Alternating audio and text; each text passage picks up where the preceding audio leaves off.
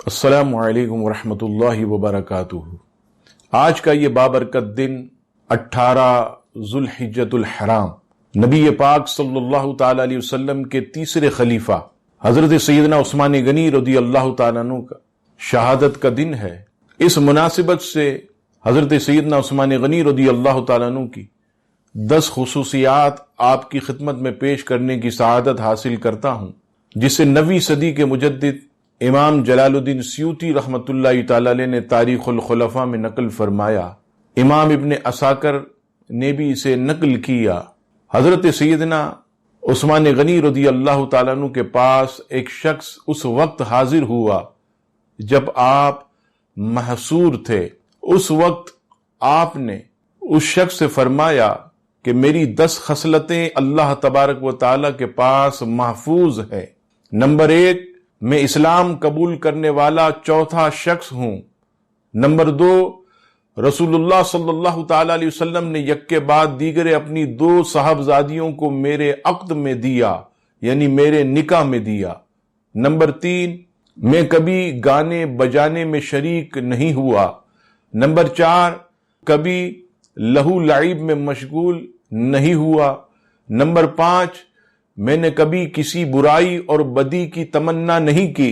Number 6، رسول اللہ صلی اللہ تعالی علیہ وسلم سے بیعت کرنے کے بعد میں نے کبھی اپنا سیدھا ہاتھ اپنی شرمگاہ کو نہیں لگایا۔ نمبر 7، اسلام لانے کے بعد میں نے ہر جمعہ کو اللہ تبارک و تعالی کی رضا کے لیے ایک غلام آزاد کیا، اگر اس وقت ممکن نہ ہوا تو بعد میں آزاد کیا۔ نمبر 8، زمانہ جاہلیت یا عہد اسلام میں کبھی زنا کا مرتکب نہیں ہوا۔ نمبر 9، عہد جاہلیت میں اور زمانہ اسلام میں نے کبھی چوری نہیں کی۔ اور نمبر 10، رسول اللہ صلی اللہ تعالی علیہ وسلم کے زمانے کے مطابق میں نے قرآن مجید کو جمع کیا۔